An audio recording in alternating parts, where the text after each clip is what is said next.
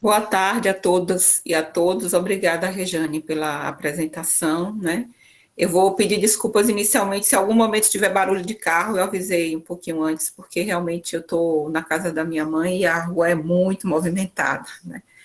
Mas, de fato, um trabalho conjunto com o Zenaide de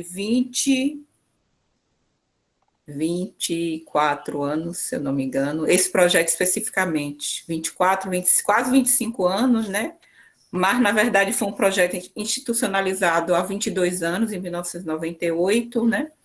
E eu vou tentar, na verdade, dar uma visão geral desse projeto. São muitos anos, já são muitos resultados, né? Mas eu vou tentar dar uma visão geral de como nós constituímos as amostras, né? E tentar também falar um pouquinho de alguns resultados, mas muito pouco mesmo, porque, na verdade, esse material já foi usado por muita gente, não só na graduação, nas ICs, né, no trabalho de iniciação científica, que é um trabalho importantíssimo, isso inclusive foi dito por Mariana ontem, né, mas também em dissertações de mestrado, teses de doutorados, né, mas eu vou pegar poucos resultados, já que a gente já tinha muita gente fazendo dissertações e teses em outras instituições, mas depois que a UFES implantou o seu mestrado e seu doutorado, essas amostras têm sido bastante estudadas, né, bastante analisadas. Agradeço, né, a presença de todos, já vi que são muitos colegas, muitos ex-alunos, colegas de instituições como o NEB, o FRB e várias outras aí que eu não tenho como ver todas, e os estudantes de graduação, de pós, né, de mestrado e doutorado. Eu vou tentar aqui, já tem uns dias que eu não uso a apresentação, eu vou ver se eu consigo. Acho que vai, acho que vai. Vocês estão vendo a tela, por favor? Sim. Pronto, só que estava no lugar errado, porque eu estava dando uma olhada nos slides. Eu coloquei em PDF porque eu estou sem a Microsoft Word, eu tive que comprar um computador e não instalei ainda, mas eu coloquei em PDF para não ter problemas. Então, como o Regiane já disse, eu não vou ver vocês agora, né, porque eu vou dar uma olhada nos slides, mas de vez em quando eu vou para a tela. Então, apresentar rapidamente alguns resultados desse projeto que tem, né, como eu falei, na verdade ele foi institucionalizado em 1998, mas ele nasceu em 1996, né, inclusive no SBPC, a UFES promoveu uma SBPC especial, e nós fizemos uma mesa, eu, Zenaide, a professora Miriam, que nós convidamos como uma consultora, né, e a professora Eliana Pitombo, que inicialmente estaria nesse projeto conosco, mas por vários motivos ela acabou não entrando inicialmente, mas depois, na fase de Feira de Santana, ela retornou ao projeto, né? Foi um projeto que a gente discutiu nessa mesa redonda na SBPC, inclusive existem os anais dessa SBPC, mas foi um projeto que, na verdade, a gente pensou a partir da nossa participação no projeto Vestígios de Línguas Crioulas em Comunidades Afro-Brasileiras Isoladas, coordenado pelo professor Alan Baxter e Dante Lucchesi. Eu e Zenaide, de certa forma, fomos, assistentes de campo, né? Porque a nossa participação no projeto foi muito na parte de campo, foi aí que a gente, de fato, aprendeu a fazer pesquisa de campo em comunidades rurais, né? Mas eu acho que, como tudo é uma troca, eu acho que a gente também acabou ensinando um pouco aos professores Alan e Dante, principalmente Alan, que, apesar de já tinha uma experiência vasta com pesquisa de campo, mas como eu e Zenaide éramos originárias né, das regiões rurais, eu acho que a gente contribuiu um pouco para esse processo de coleta de dados. Na verdade, inclusive, eles nos convidaram por isso, né? Porque a presença da gente, talvez, mesmo como pesquisadora, mas pesquisadoras da região, minimizou, e eu acho que minimizou, sim, um pouco o tal do paradoxo do observador, né? Então, foi a partir daí que a gente pensou. O professor Dante, inclusive, começou a discussão desse projeto conosco, mas não chegou a escrever, a gente ficou nas primeiras discussões, porque em seguida ele foi para a UFBA, e lá ele se dedicou a outros projetos, e eu e Zenaide chamamos essa mesa, inclusive por isso, com a professora Miriam, para nos auxiliar nesse debate, a professora Eliana, e elaboramos esse projeto. Esse projeto tem relações indiretas, né, com o projeto para a História do Português Brasileiro, porque, na verdade, mesmo sendo um projeto que trabalha com dados orais, mas ele trabalha com dados orais a partir de toda uma visão sócio-histórica, né? Claro que os projetos do CE2 que têm uma relação mais direta com o PHPB são os que trabalham com as documentações mais antigas, né? Então, as perguntas que a gente tinha na época, inclusive trouxe, né, as perguntas, algumas das perguntas iniciais, não todas, mas alguma, nossa grande vontade naquele momento era contribuir para o conhecimento da realidade linguística baiana e principalmente conhecimento da realidade rural. Haviam muito poucos projetos naquela época que analisavam o português rural, né, muito pouco. Na Bahia ou no Brasil praticamente todo a gente tinha apenas os atos linguísticos. Tinha o projeto Vestígios, mas o projeto Vestígios tinha um objetivo muito específico, como o próprio nome diz, era tentar encontrar essa origem crioula do português brasileiro, né? Depois foram mudando as perspectivas, não me cabe tratar aqui, mas foram mudando. Então, primeiro era ter um conhecimento melhor desse grande sertão, muito pouco estudado na época, hoje em dia já muito mais estudado, mas ainda há muito que se estudar.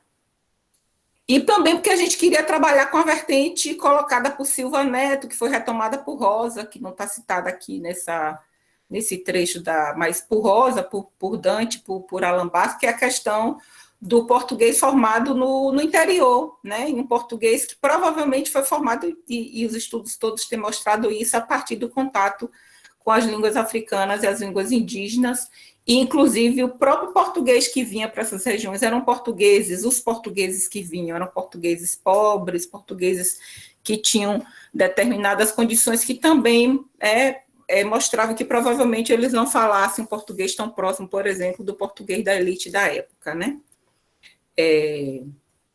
E aí a gente se fez algumas questões com relação a essa questão da formação, né? Então, a língua portuguesa falada no interior da Bahia reflete esse processo de contato entre o português e as línguas indígenas e as línguas africanas, né?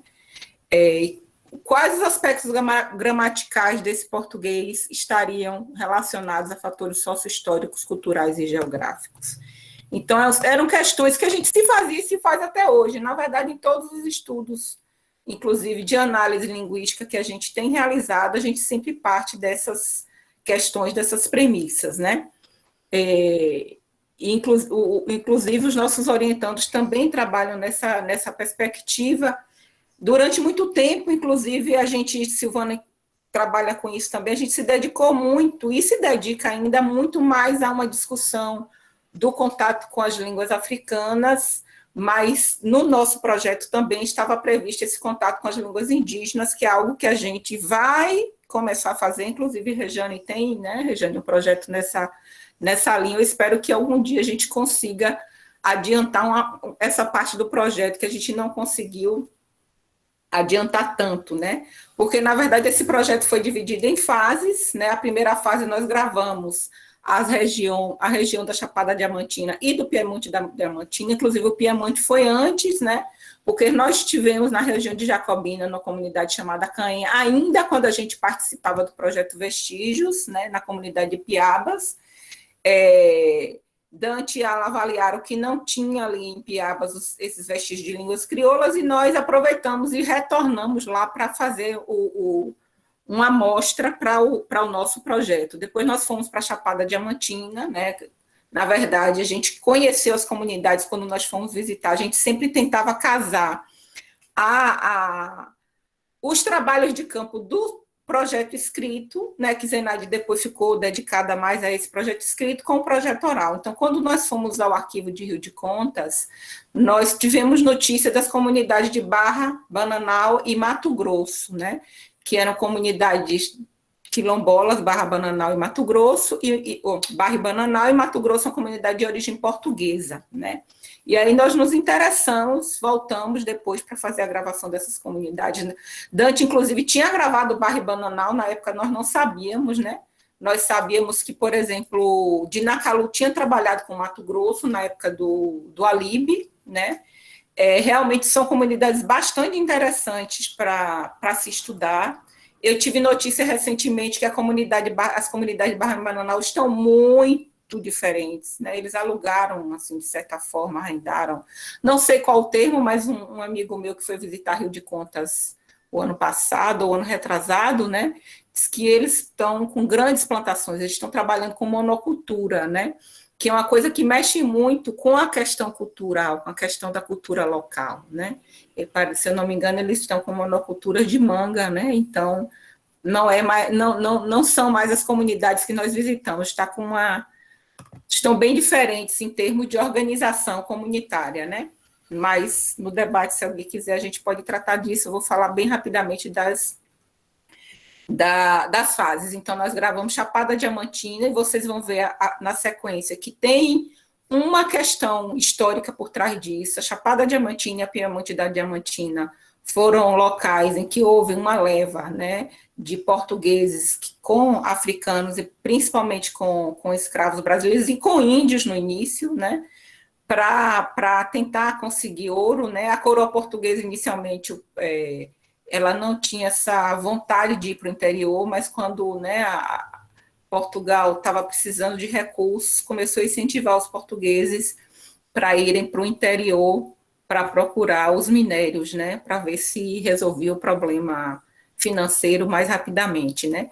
A fase 2 do nosso projeto, então, assim, é uma região que teve tínhamos indígenas locais e chegaram indígenas, por exemplo, na região de Rio de Contas.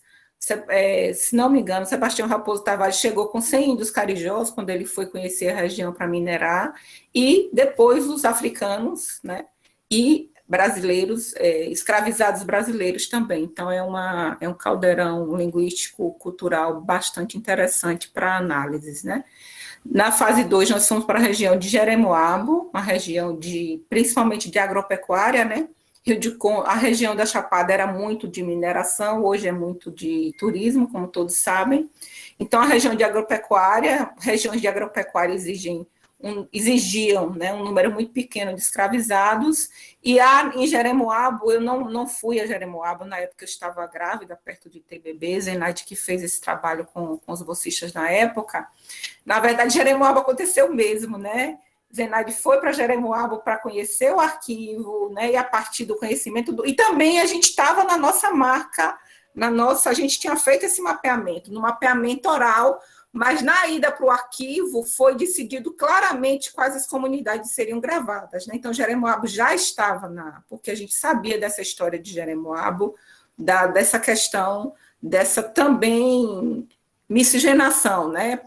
Alguns portugueses indígenas, né, e também alguns descendentes de escravizados. Mas quando ela foi para o arquivo, que não era um arquivo, né, alguns do CEDOR devem conhecer essa história, na verdade era um monte de documentos jogados num galpão.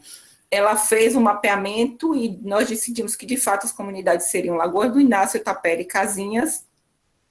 Ela iniciou as gravações com os bolsistas na época e depois retornaram para terminar as gravações, né?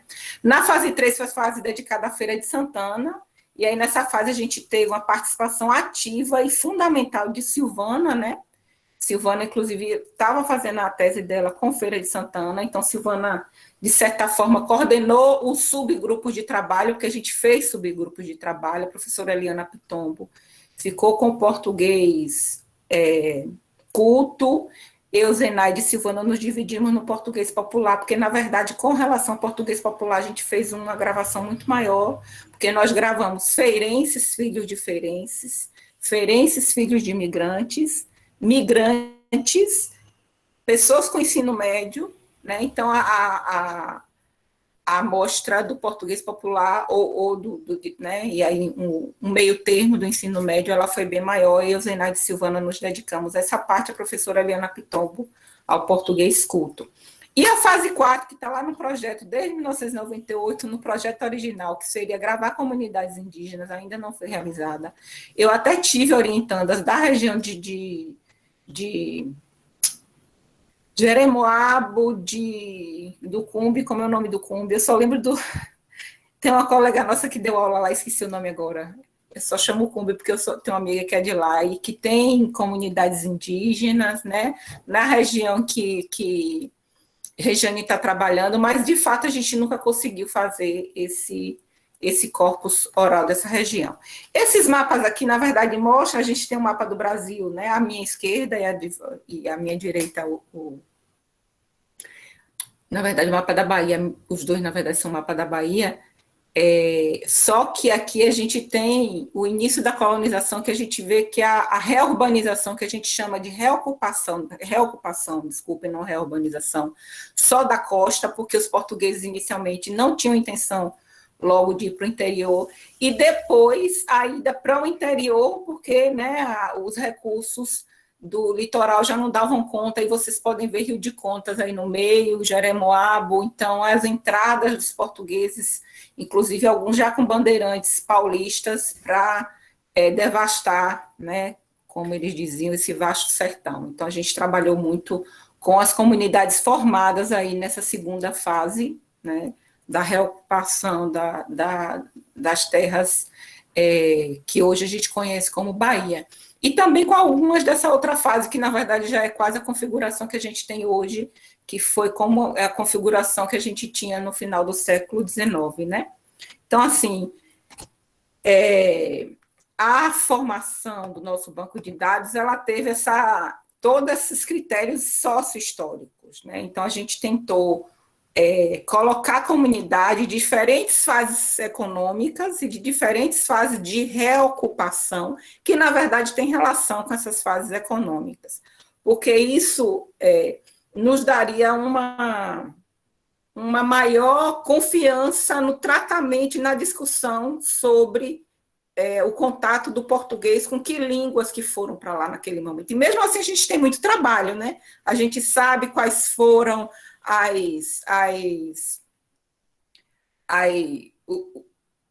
os escravizados que foram para a Chapada, né? A gente sabe os escravizados que vieram para a feira, então a gente tem uma ideia, mais ou menos, a gente sabe a questão indígena, os aldeados, como eles saíram, então a gente já tem vários trabalhos de história que mostram isso, então no momento de fazer análise linguística a gente tem mais dados socio-históricos para servir de lastro para a nossa análise sociolinguística. Então, na verdade,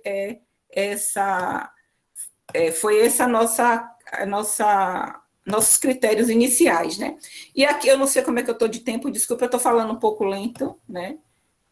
Porque tempo está ótimo, pode continuar. Eu estou dormindo pouco, alguns sabem, minha mãe está adoentada e eu estou cuidando dela, então eu estou um pouquinho lenta, viu, gente? Me desculpem, talvez, eu até preparei uma apresentação para ser rápida, eu geralmente, inclusive, falo rápido, mas eu estou sentindo que hoje eu estou um pouquinho lenta.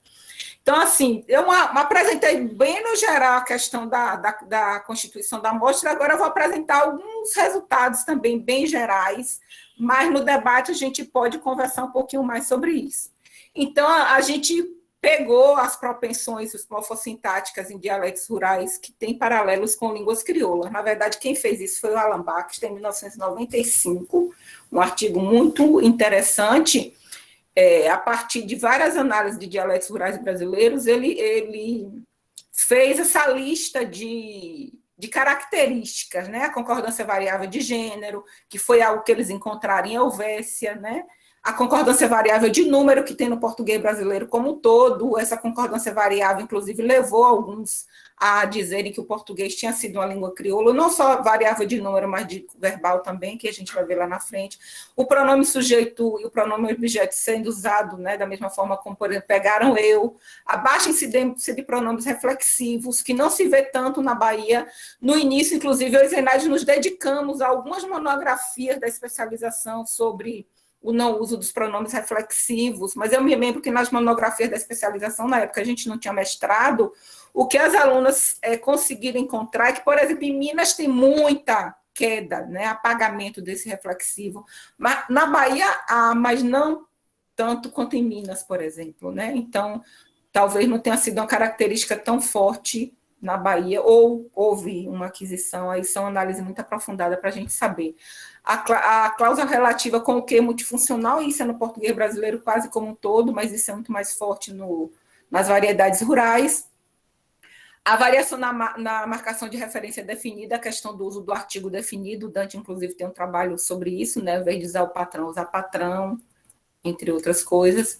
No sintagma verbal, a questão da morfologia de número, pessoa e número, né, bastante reduzida, eu vou até mostrar depois o paradigma verbal do português brasileiro, morfologia de tempo e modo reduzida, baixa incidência de estruturas passivas, né, preferência pela estrutura sujeito verbo transitivo, que é igual a paciente, por exemplo, árvore plantou, negação dupla, a gente inclusive já tem tese de doutorado, uma professora colega nossa ali fez sobre a dupla negação. A dupla negação é algo que está muito claro para algumas pessoas que estudaram a dupla negação, que é uma influência de línguas banto, né? Inclusive, outro dia, no fórum de diretores, eu usei a dupla negação, e o colega falou, parece que você está falando francês, eu digo, é o português brasileiro, brasileiro raiz, né? Porque eu também, né, eu como tenho essa origem rural, apesar de ter saído da zona rural com 9 anos, mas às vezes a gente mantém algumas coisas do vernáculo, né? Então, a dupla negação é algo que não só ali, mas outros pesquisadores já mostraram que é uma influência de línguas banto. A não inversão da ordem sujeito-verbo em sentenças interrogativas, né? Que também é uma característica fortíssima do português brasileiro. Funções de lugar e destino, sendo exprimidas pela proposição ni, um orientando meu, que é meu orientando e co-orientando de Josane, que inclusive está fazendo doutorado na Unicamp, trabalhou com o ni, né, no nosso material, que foi Emerson Souza.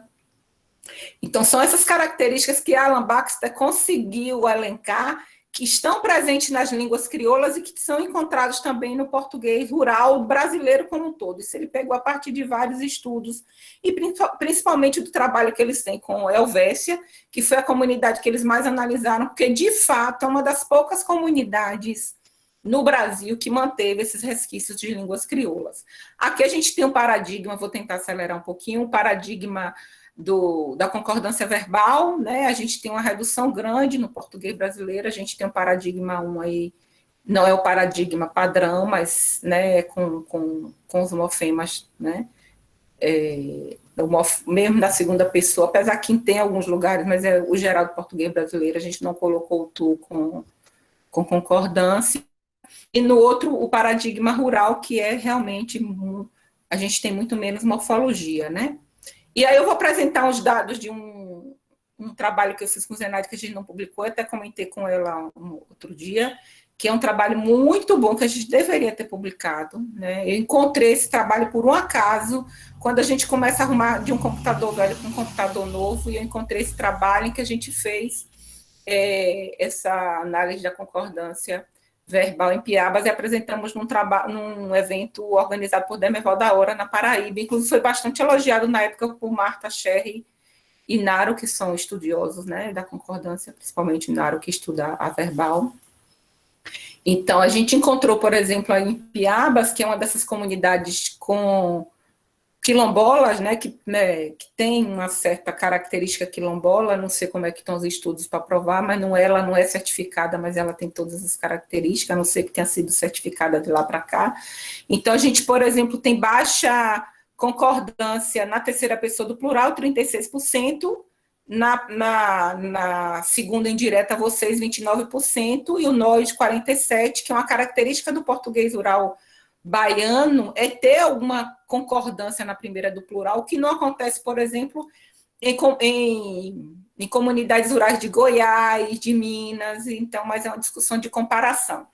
Mas, para além desse trabalho que eu e Zenaide fizemos, Ana Cristina, que foi uma orientanda de Zenaide de iniciação científica, ela fez um trabalho sobre concordância verbal em Barra e Bananal, e só encontrou 6% de concordância na terceira do plural e 8% na segunda indireta, no vocês. Ana, nós apresentamos também um trabalho uma vez, a Zenaide, que a gente pegava os trabalhos de iniciação científica, eu não me lembro onde e apresentamos, os meninos não puderam ir, congresso sabe, era cara, a gente saiu e fez essa coisa que eu estou fazendo um pouco agora, e apresentamos os resultados que os bolsistas têm encontrado, e Naro abriu, olhou assim e falou, crioulo? Só 6% de concordância? Eu me lembro muito dela, não sei se foi Naro ou outro, Zenaide escreveu alguma coisa aí, depois eu vou ver, mas um desses linguistas que a gente estava iniciando naquela época, né, então a gente tinha assim, Naro vai assistir,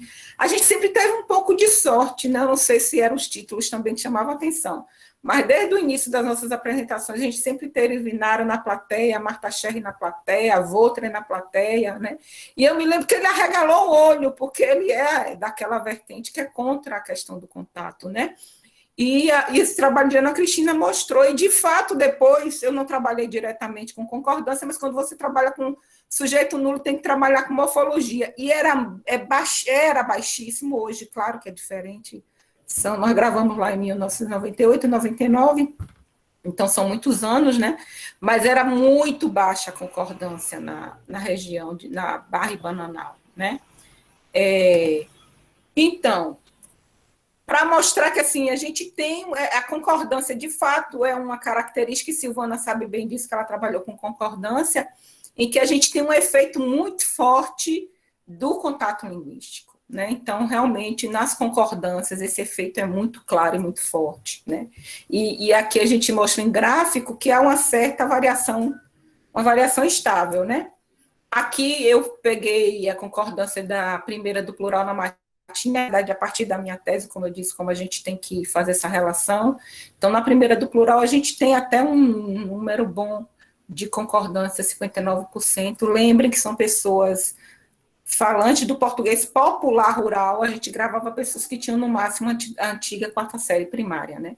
E aqui eu vou apresentar uns dados de sujeito nulo. O sujeito nulo, eu até apresentei no CIMELP em Portugal, com a cidade em Évora, né, sobre essa questão do sujeito nulo não ter, parece não ser sensível ao contato linguístico, né, e minha tese mostrou um pouco isso, né, mesmo quando a gente tem morfologia baixa, nas áreas rurais da Bahia, a gente tem mais sujeito nulo do que em algumas zonas urbanas, né, então eu trouxe aqui para vocês o sujeito nulo, né, que Duarte encontrou em 92, 26%, inclusive havia toda uma discussão naquela época, né, esse trabalho dela de 93, até 93, 95, na verdade até o início dos anos 2000, se achava que talvez o português brasileiro deixasse de ser uma língua de sujeito nulo, passasse a ser uma língua de sujeito preenchido, por conta desse trabalho, mas depois o português tem se mostrado uma língua que é um sujeito nulo misto, né? A gente tem muito preenchimento por um lado, mas tem a manutenção de alguns ambientes de sujeito nulo por outro, né? Mas o que é que isso tem a ver com as comunidades rurais? Eu trabalhei com sujeito nulo e as comunidades rurais e fiz o trabalho com o Zenaide, com sujeito nulo, nas atas das sociedades protetoras dos invalidos, a parte dos africanos, e com a Eliana, a parte dos brasileiros. E, infelizmente, esses trabalhos foram depois que a minha tese está defendida, porque tem muita relação, né? Por quê? Porque, na verdade, aqui foi o trabalho que eu fiz com Zenaide, os africanos conseguiram adquirir o sujeito nulo, né? Eles foram expostos à gramática de sujeito nulo e adquiriram esse sujeito nulo. Infelizmente, a gente não tem trabalhos que mostrem como é o sujeito nulo, pelo menos na época, não tinha nas línguas banto, né?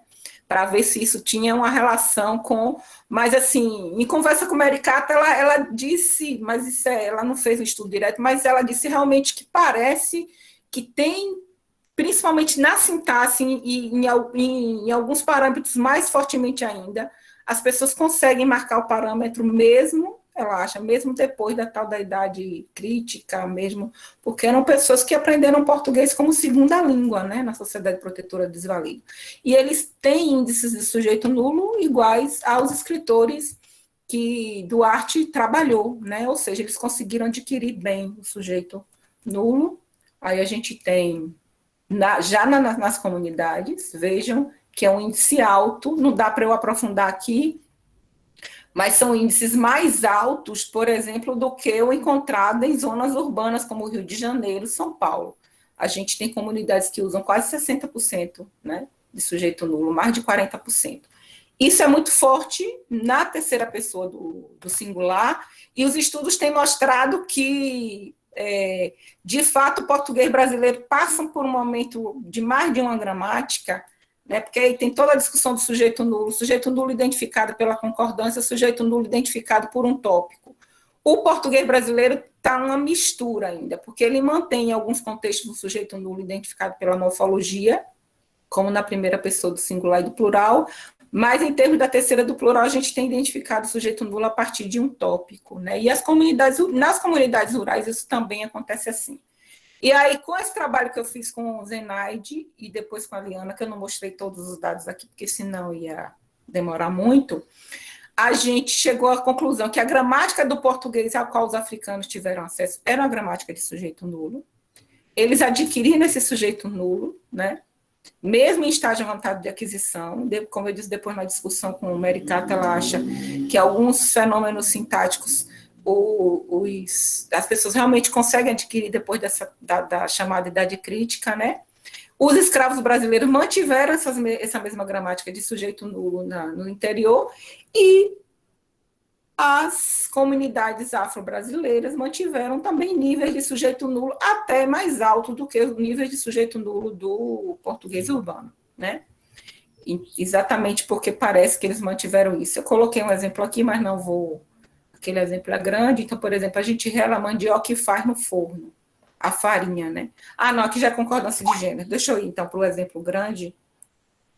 Então, aqui, por exemplo, muitas vezes nós saímos daqui com a malinha nas costas e ia pegar no livramento. Veja que é um sujeito nulo, que ele vai ser identificado lá pelo contexto, que é algo que, de fato, o português brasileiro está passando a ser uma língua de sujeito nulo, de identificação via tópico, né, via contexto. Outro estudo que a gente teve, desculpe, eu esqueci de colocar aqui, foi a Evani, que fez a dissertação de mestrado com esse corpus, principalmente com o corpo das comunidades afrodescendentes, isso é a concordância de gênero, né? Ela trabalhou com a concordância de gênero, tem alguns exemplos, mas são exemplos que são comuns no semiárido como um todo, como um roça. Meu pai, por exemplo, fala uma mota, meu marido brinca o tempo todo comigo, porque meu pai, no semiárido todo, se trocou o cavalo pela moto, né? Então, meu pai fala uma mota, porque tem a ver com motocicleta. Então, assim, os exemplos que a Evani Rodrigues encontrou são mais nesse tipo de contexto, que é diferente do que foi encontrado em Helvécia, por Dante e por Alan. A Evani encontrou 99,8% de concordância em outro, e na faixa 3, 98%. Infelizmente, ficou cortado ali de concordância de gênero. Aqui eu fiz um trabalho, Evani e Eliana, né, comparando. Evani entrou com os dados do semiárido, eu e Eliana fizemos o levantamento de Luanda, e claro que a gente pegou os dados do projeto de Dante de Helvécia, né? Então, a gente tem Helvécia, de fato, como uma comunidade diferente, apesar de não ser tão alto, mas quando você vai para o artigo propriamente dito, que vê lá as análises, há ainda realmente resquícios dessa língua crioula. A gente tem 96% de não concordância de gênero em Helvécia, mas são em contextos que são contextos importantes. Enquanto que em Luanda, em Barra e Bananal, que é essa comunidade de afrodescendentes, a gente tem 99%, né? Então, é isso, gente. Claro, como eu disse, são muitos anos, né? Muita coisa para apresentar, mas eu quis dar uma visão geral. Eu trouxe mais um pouco dos resultados da minha tese, porque, como foi eu que fiz diretamente, é mais fácil falar, mas a gente tem nos livros, como eu estou na casa da minha mãe, eu não vou poder mostrar os livros aqui, mas a gente tem o livro A Variação Linguística no Semiárido Baiano, que tem o resumo das primeiras dissertações, não todas, né, mas das primeiras dissertações de mestrados feitas com o nosso material, com a coleta que nós fizemos, mas já há muito mais, há vários artigos. Se você colocar no Google, né, o nome do projeto, vocês vão ver que muitas pessoas usaram esse material para análise. Então, eu agradeço. Eu acho que a gente pode aprofundar um pouquinho a discussão, né, no debate, porque, de fato, não dá para apresentar tanta coisa em meia hora, e eu acho que eu passei um pouquinho da meia hora. Agradeço.